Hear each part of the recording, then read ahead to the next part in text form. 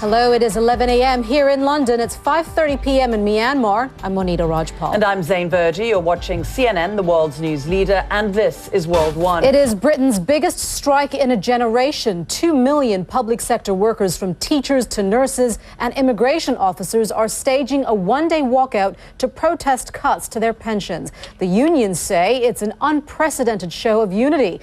The government says it needs to rein in what it spends on pensions, so staff will have to retire later and contribute more. The unions say the public sector shouldn't have to bear the brunt of Britain's austerity measures. It wouldn't have seemed possible just a few years ago, but today Hillary Clinton makes a groundbreaking visit to Myanmar, the first by a U.S. Secretary of State in more than half a century. Clinton touched down in the Southeast Asian nation less than an hour ago. She told CNN she wants to gauge the country's commitment to political reform. Myanmar's leaders have ushered in some key changes in recent months. Restrictions on the media have been relaxed, scores of political prisoners have been released, and a ban on trade unions has been lifted. Washington says it seems Myanmar is heading in the right direction, but it remains cautious and says it's still too early to change U.S. policy towards the country. Well, Clinton is due to have talks with the president of Myanmar. She'll also meet Aung San Suu Kyi,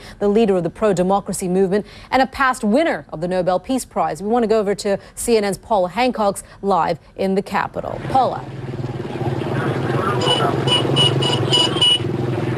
Hello, Monita. Well, I'm at the night market here in Naked Tower, the capital. This is one of the areas that the U.S. Secretary of State will not be visiting. It's one of the more bustling areas. Thank you so much.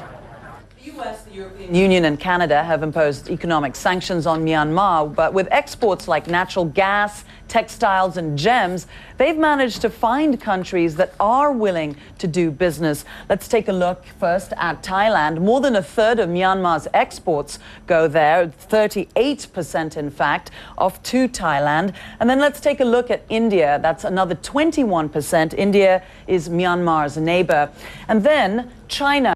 China takes 13%, and then Japan 5%. Now, the official figures show Myanmar exported about, look at this number here, $8.5 billion worth of goods in 2010. But that probably actually still leaves out a lot of goods that have been smuggled to Thailand, China, Bangladesh as well, that go unrecorded.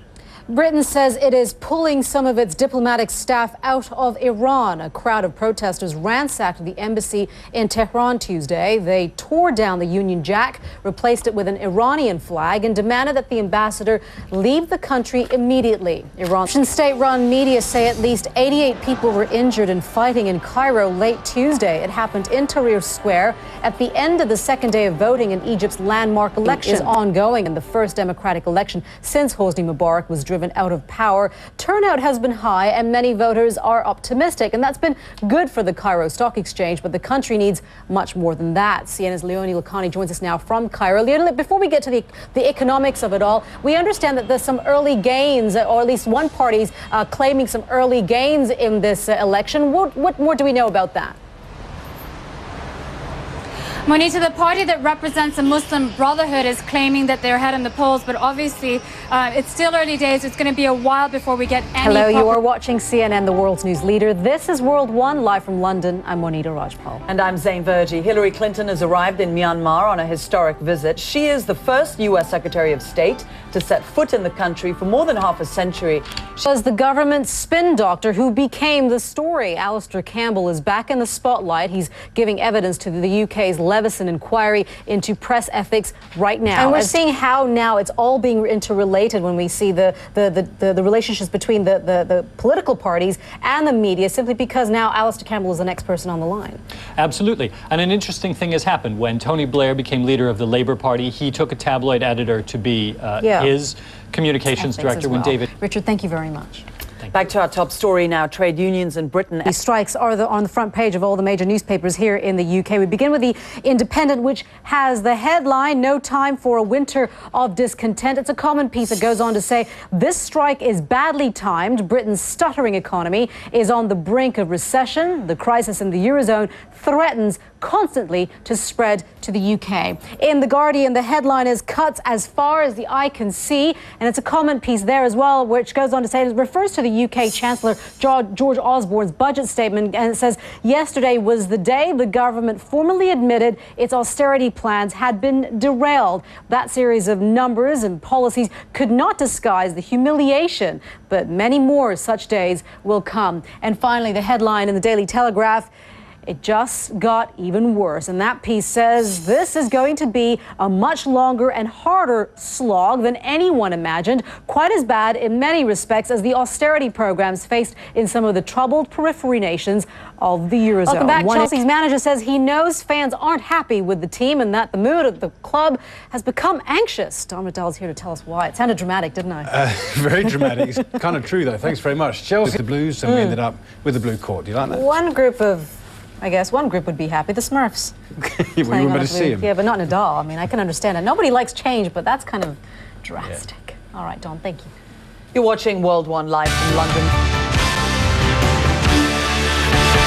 Welcome back. You are watching World One. Here are some of the stories that we're talking about. Remember the story we were telling about yesterday? 3 hedge fund managers who pocketed a $100 million in a lottery win. Well, they're making a generous gesture. The 3 men say they'll give away $1 million to charity. They plan to set up a trust fund to benefit military veterans. And they denied reports that they were simply the front men for a client who was staying in the shadows. Now, when the fruit importing company Chiquita said it was considering moving its headquarters from Cincinnati to Charlotte, North Carolina, social media went into overdrive. People in Cincinnati started a hashtag, #NoCincyBananaSplit, to try to persuade the company to stay. Well, Charlotte lovers came up with their own rival hashtag, #BananaForCLT. The company says it's off to Charlotte because it's got better transport links. A bit of a debate happening there. And for most people, Christmas holidays are a time to get together with family and close friends. But a poll in the U.S. revealed that 35 million Americans dread having to be nice during the holidays. They don't like seeing their relatives, and they hate Christmas parties. Wow, that's a lot of Grinches. Other things that people hate about the holidays are waiting in lines, 68%. I don't think that's just for holidays. Putting on weight, 37%, again, not just for the holidays. And getting into debt, that's 37%. Zain? It's famous for its rich cultural history, a waltz and Wiener Schnitzel. And for the 3rd year in a row, Vienna, Austria can also boast the highest quality of living in the world. In the latest Mercer 2011 Quality of Living Survey, Vienna beat 220 other cities to earn the distinction. Mercer scored the cities based on 39 criteria. Baghdad came in at the bottom of the list. You're watching World One live from London. I'm Zain Verjee. I'm Monita Rajpal. Thank you for joining us. You're watching CNN.